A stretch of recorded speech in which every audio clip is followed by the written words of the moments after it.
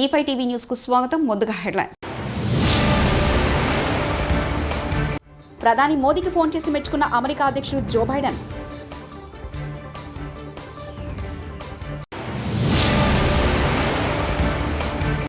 ఎట్టకేలకు కల్వకుంట్ల కవితకు బెయిల్.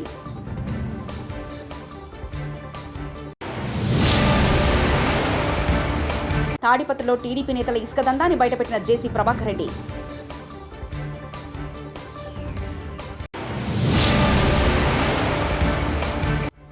కూటమి గెలుపుపై అనుమానాలు నివృత్తి చేయండి అంబటి రాంబాబు.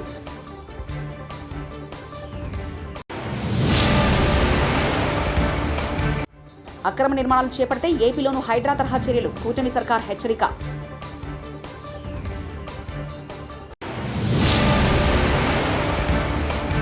ఓవైసీ బ్రదర్స్ కు భయపడొద్దు, సీఎం రేవంత్ కు రాజా సింగ్ మద్దతు. అగ్రరాజ్యం అమెరికా అధ్యక్షుడు జో బైడెన్ భారత ప్రధానమంత్రి నరేంద్ర మోదీని మెచ్చుకున్నారు. మోదీతో నిన్న ఫోన్లో మాట్లాడిన బైడెన్ ఉక్రెయిన్కు మానవతా సహాయం, శాంతి సందేశాన్ని అందించినందుకు గాను ప్రశంసించారు. వాస్తవానికి ప్రధాని మోదీ ఆగస్టు 23న ఉక్రెయిన్ సందర్శించారు. గతంలో ప్రధాని మోదీ రష్యాలో పర్యటించారు. దీనిపై అమెరికాతో సహా పశ్చిమ దేశాలు ఆగ్రహం వ్యక్తం చేయడం విశేషం. ఇది దశాబ్దాల తర్వాత ఈ దేశాలకు భారత ప్రధాని చేసిన మొదటి పర్యటనని గుర్తు చేశారు. యుఎన్ చార్టర్ ఆధారంగా అంతర్జాతీయ చట్టానికి అనుగుణంగా మోదీ శాంతియుత పరిష్కారం కోసం పనిచేశారని వైట్ హౌస్ తెలిపింది. సూపర్ స్టార్ రజనీకాంత్ చేసిన వ్యాఖ్యలపై ఘాటుగా స్పందించారు రాష్ట్ర సీనియర్ మంత్రి దురై మురుగన్. ఎట్టకేలకు శాంతించారు. తమ ఇద్దరి వ్యాఖ్యలు సరదావని, వాటిని శత్రుత్వంగా మార్చవద్దంటూ సోమవారం వివాదానికి తెరదించే ప్రయత్నం చేశారు. గత శనివారం కలైవనర్ ఆ రంగంలో మంత్రి ఈవీ వేలు మాజీ ముఖ్యమంత్రి కరుణానిధితో తనకున్న సన్నిహిత సంబంధాలను తెలిపేలా రచించిన కలైంజర్ ఎనుమ్తాయి అనే పుస్తకావిష్కరణ సభలో పాల్గొన్న రజనీ ప్రసంగిస్తూ సీనియర్ మంత్రులు, మాజీ విద్యార్థుల వంటి వారిని వారితో వేగడం హెడ్ మాస్టర్ లాంటి ముఖ్యమంత్రి స్టాలిన్కు కష్టసాధ్యమంటూ సరదాగా వ్యాఖ్యానించారు. ఇక ఢిల్లీ లిక్కర్ స్కామ్లో అరెస్ట్ అయి జైల్లో ఉన్న బీఆర్ఎస్ నేత ఎమ్మెల్సీ కల్వకుంట్ల కవితకు ఎట్టకేలకు ఊరట కలిగింది. సర్వోన్నత న్యాయస్థానం సుప్రీంకోర్టు కవితకు షరతులతో కూడిన బెయిల్ మంజూరు చేసింది. దాంతో గత 150 రోజులకు పైగా జైల్లో ఉన్న కవిత బెయిల్ మీద బయటకొస్తున్నారు.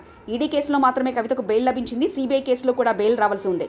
ఢిల్లీ లిక్కర్ స్కామ్లో కవిత ప్రమేయం ఉందని మార్చి 15వ తేదీన సాయంత్రం ఈడీ అధికారులు అరెస్ట్ చేశారు. ఈ రోజు రాత్రి ప్రత్యేక విమానంలో కవితను ఢిల్లీకి తరలించారు. ఆ రోజు నుంచి కవిత తిహార్ జైల్లో ఉన్నారు. ముఖ్యమంత్రి రేవంత్ రెడ్డికి గోషామహల్ ఎమ్మెల్యే రాజాసింగ్ మద్దతు తెలిపారు. చెరువులను కాపాడాలని సీఎం సంకల్పం తీసుకోవడం అభినందనీయమని కొనియాడారు. సీఎం రేవంత్ రెడ్డి సంకల్పం పూర్తి కావాలని కోరుకుంటున్నానని తెలిపారు. ఓవైసీ బ్రదర్స్ బెదిరింపులకు భయపడొద్దని ఎమ్మెల్యే తెలిపారు. వేల మంది యువత మద్దతుందని, అక్బరుద్దీన్ బెదిరిస్తున్నారని, మాజీ ముఖ్యమంత్రి కిరణ్ కుమార్ రెడ్డి మాదిరి భయపడకుండా రేవంత్ రెడ్డి ముందుకెళ్లాలని సూచించారు. ఇప్పుడు తెలంగాణలో ఏదైనా హాట్ టాపిక్ ఉందంటే అది ఒకటి హైడ్రా, 2 సల్కాం చెరువు. ఓల్డ్ సిటీలోని సల్కం చెరువు దాదాపుగా కబ్జా కొరల్లో చిక్కుకున్నట్లు తెలుస్తుంది. చెరువు మధ్యలో ఎంఐఎంకు నేతలు, ఓవైసీ బ్రదర్స్కు చెందిన ఫాతిమా విద్యాసంస్థలున్నట్లు తెలుస్తుంది. 70% చెరువుకు కబ్జాకు గురైనట్లు హైడ్రా ఇప్పటికే తేల్చింది. ఎమ్మెల్యే అక్బరుద్దీన్ వ్యాఖ్యలతో సల్కం చెరువు కబ్జా విషయం హాట్ టాపిక్గా మారింది. ఎవరి నోట విన్నా ఇదే చర్చ నడుస్తుంది. రేవంత్ రెడ్డి సర్కార్ ఓవైసీ బ్రదర్స్కు చెందిన విద్యాసంస్థలు కూల్చుతుందా లేదా అనేది హాట్ టాపిక్గా మారింది. ఓవైసీ బ్రదర్స్ నిర్మించిన అక్రమ నిర్మాణాలు కూల్చాలంటూ హైడ్రాకు ఫిర్యాదుల మీద ఫిర్యాదులు అందుతున్నాయి. చెరువును మట్టితో పూర్తి చేసి భారీ భవనాల నిర్మాణం కావించారు. 2016-2021లో కబ్జాకు గురైనట్లు నిర్ధారణ అయింది. వైకాపా ప్రభుత్వ హయాంలో అన్ని వ్యవస్థలు నిర్వీర్యమయ్యాయని ఏపీ మంత్రి నారాయణ విమర్శించారు. విశాఖపట్నంలోని కాపులుప్పాడ డంపింగ్ యార్డును ఎమ్మెల్యే గంటి శ్రీనివాస్తో కలిసి ఆయన పరిశీలించారు. అక్కడ సాలిడ్ వేస్ట్ మేనేజ్మెంట్ ప్లాంట్ను సందర్శించారు. అనంతరం నారాయణ మీడియాతో మాట్లాడారు. ఋషికొండ భవనాలపై సీఎం చంద్రబాబు దృష్టి సారించారని, అందరితో చర్చించిన ఆయన నిర్ణయం తీసుకుంటారన్నారు. విశాఖలో పార్కును ఆక్రమించి నిర్మాణాలు చేశారని గంటా శ్రీనివాసరావు అన్నారు. అక్రమ నిర్మాణాలు చేపడితే హైడ్రా తరహా చర్యలు మొదలు పెట్టాల్సి ఉంటుందని తెలిపారు.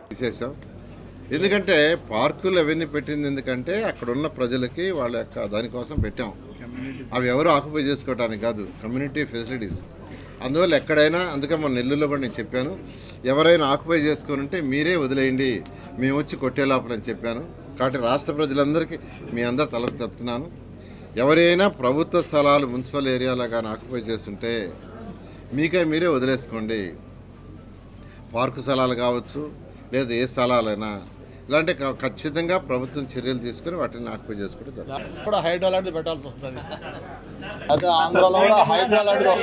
దొంగల పడిన 6 నెలలకు కుక్కలు మొరిగినట్లు ఉందని వైసీపీ వ్యవహారం. ఎన్నికలు జరిగి ఫలితాలొచ్చి ఎన్డీఏ కూటమి ప్రభుత్వాన్ని ఏర్పాటు చేసినా కూడా 2 నెలలు దాటుతుంది.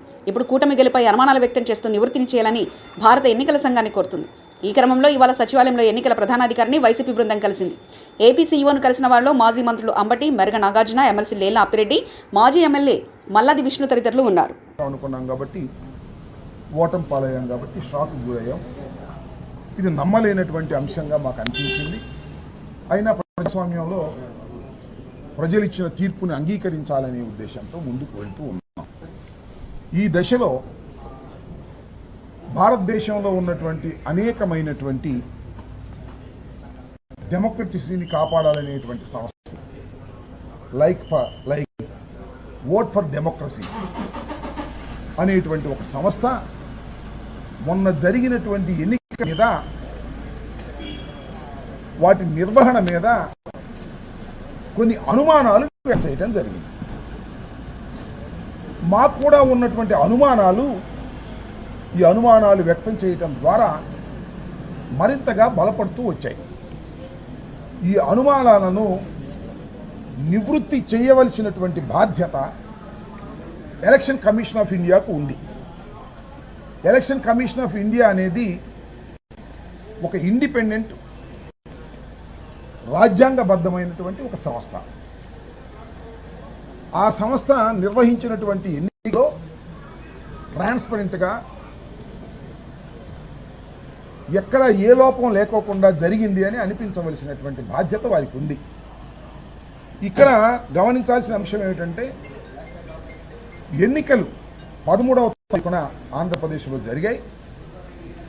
జరిగినప్పుడు సుమారుగా 6 గంటలకి ఎన్నికల పోలింగ్ అయిపోతుంది.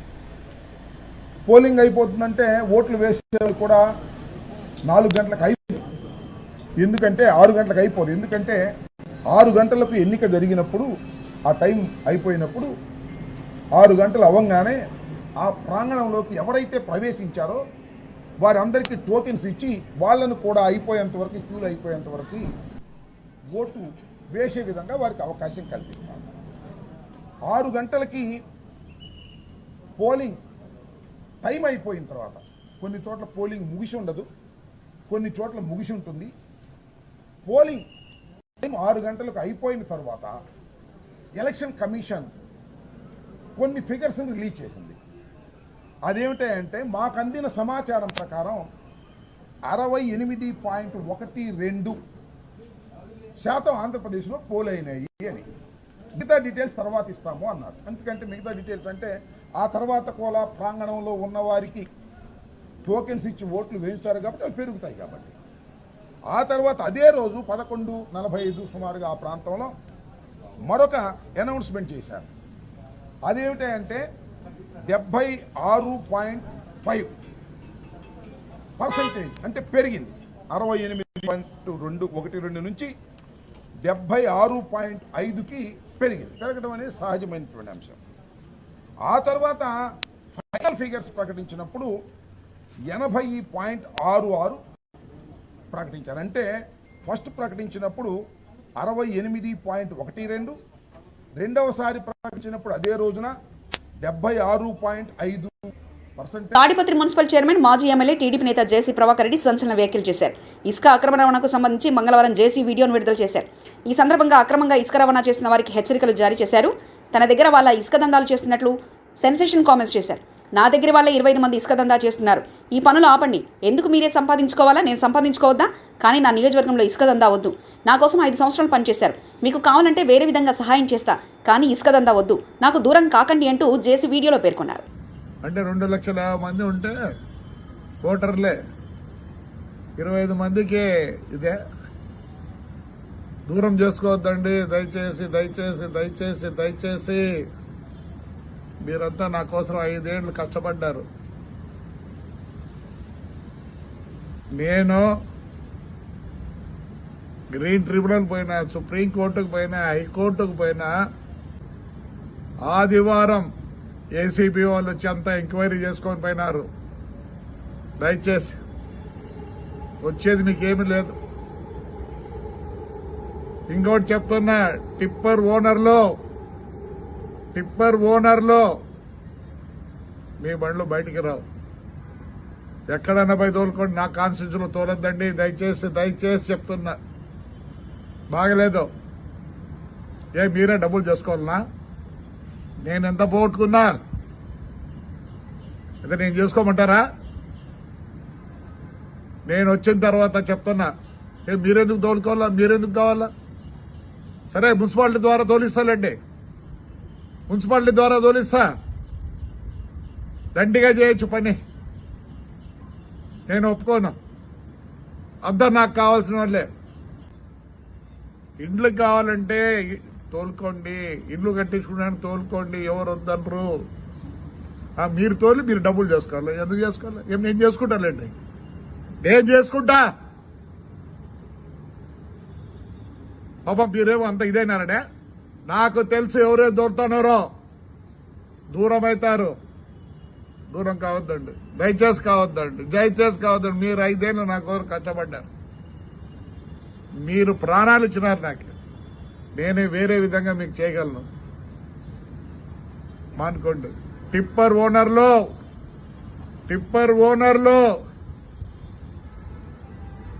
మీరు వచ్చి పోయినారని ఆడ కెమెరాలో కనిపించింది. మీరు ఆడున్నా వదిలిపెట్టండి. టిప్పర్లు తెచ్చి వదలరు. టిప్పర్లో ఏమి చెప్పండి, ఏమి ఆ 25 మందికి అంత అవస్థ? వరంగల్ జిల్లా కేంద్రంలోని శివానగర్లో భారీ అగ్ని ప్రమాదం చోటు చేసుకుంది. వరంగల్ శివానగర్లోని షేక్ ట్రెండర్స్ ఫర్నిచర్ షాపులో ఉదయం సుమారు 4:30 గంటలకు భారీ అగ్ని ప్రమాదం చోటు చేసుకుంది. ఈ విషయం తెలుసుకున్న అగ్నిమాపక సిబ్బంది హుటాహుటిన సంఘటన స్థలానికి చేరి మంటలు ఆపడానికి ప్రయత్నం చేశారు. ఈ అగ్ని ప్రమాదం షార్ట్ సర్క్యూట్ వలన లేదా ఇతర కారణాల వలన దర్యాప్తు చేసి తెలుపుతామని వరంగల్ డిఎఫ్ఓ శ్రీధర్ రెడ్డి తెలిపారు. ప్రస్తుతానికి ఈ మంటలు అదుపులోకి వచ్చాయని, సుమారు 10 లక్షల వరకు ఆస్తి నష్టం జరిగిందని ఆయన తెలిపారు. Sadar mill colony police station CI మల్లయ్యకు సమాచారం అందడంతో 4:30-5 గంటలకు 100 డయల్ రావడంతో సంఘటనా స్థలానికి చేరుకున్నారు.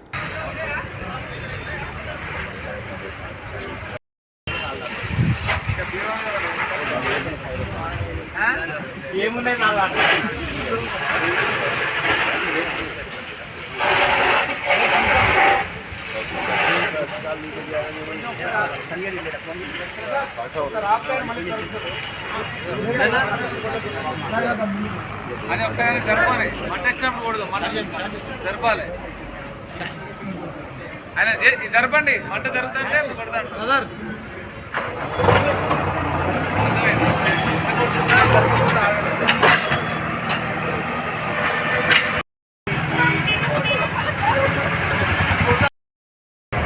ఈరోజు మార్నింగ్ 4:30కి భద్రాద్రి జిల్లా చెర్ల మండలం గొంపల్లి గ్రామస్తులు పట్టా ఉపాధి పనిలో అవకతవకలు జరిగిన తప్పుడు అధికారులను తక్షణమే సస్పెండ్ చేయాలి. కలెక్టర్ స్పందించాలి. తప్పు చేసిన అధికారుల పట్ల కలెక్టర్ నిర్లక్ష్యం సరికాదు. తప్పు చేసిన అధికారులను ఇప్పటివరకు ఎందుకు సస్పెండ్ చేయలేదు? బాధిత ప్రజలకు సమాధానం చెప్పాలి. ఉపాధి పనిలో నష్టపోయిన గొంపల్లి గ్రామ ప్రజలకు న్యాయం జరగాలి. లేని ఎడల బాధిత ప్రజలకు న్యాయం జరగడం కోసం పోరాటాన్ని ఉధృతం చేస్తాం. ప్రజాపందా పార్టీ చెర్ల మండలం కమిటీ డిమాండ్.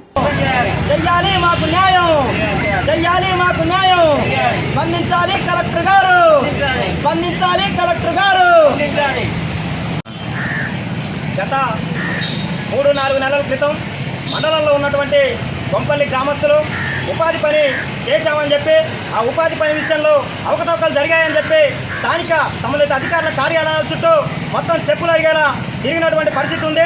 చెర్ల ప్రభుత్వం జూనియర్ కాలేజ్ లెక్చరర్పై చర్యలేవి? విద్యార్థులను పిడిగుదులు గుద్దుతూ విద్యార్థుల పట్ల అసభ్య పదజాలంతో మాట్లాడిన సంబంధిత అధికారులు పట్టించుకోవడం లేదు. జిల్లా కలెక్టర్ స్పందించారు. కృష్ణాష్టమి రోజు కొంతమంది విద్యార్థులను పిలిపించుకొని విచారణ కమిటీ విషయాన్ని పక్కదారి పట్టిస్తున్న ప్రిన్సిపాల్ చట్టపరమైన చర్యలు తీసుకోవాలి. పీడీఎస్యు భద్రాచలం డివిజన్ కార్యదర్శి మునిగల శివప్రసాద్. చాలా దురుసుగా ప్రవర్తించారని చెప్పేసి కూడా కథనాలలో వచ్చింది. దాని సందర్భంగా ఈరోజు పీడీఎస్యూకి సంబంధించినటువంటి ఆధ్వర్యంలో విద్యార్థుల్ని అడగగా ఈ లెక్చరర్ సంబంధించినటువంటి ఆడపిల్లను చూడకుండా కూడా దొంగబెట్టి పిడిగుద్దులు గుద్దే పరిస్థితి చేస్తా ఉన్నారు. దాంతోపాటు ఇక్కడ ఆ లెక్చరర్ ఎవరైతే ఉన్నారో అసభ్యంగా మాట్లాడుతున్నారని చెప్పేసి కూడా విద్యార్థులను చెప్పినప్పటికి కూడా ఇప్పటికీ 3-4 రోజులు అవుతున్నా కానీ చర్యలు మాత్రం తీసుకునే పరిస్థితి లేదు. నిన్న కృష్ణాష్టమి రోజున నోడల్ ఆఫీసర్ గారు అడావుడిగా వచ్చి 10 మంది పిల్లలతో ఎంక్వైరీ చేసి ప్రధాని మోదీకి ఫోన్ చేసి మెచ్చుకున్న అమెరికా అధ్యక్షుడు జో బైడెన్.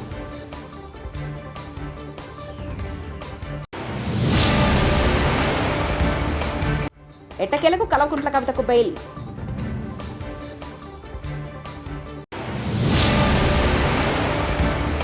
తాడిపత్రిలో టీడీపీ నేతల ఇసుక దందాన్ని బయటపెట్టిన జేసీ ప్రభాకర్ రెడ్డి.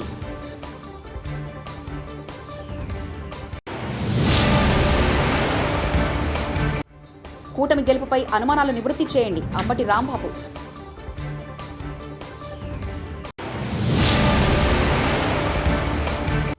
అక్రమ నిర్మాణాలు చేపడితే ఏపీలోనూ హైడ్రా తరహా చర్యలు కూటమి సర్కార్ హెచ్చరిక.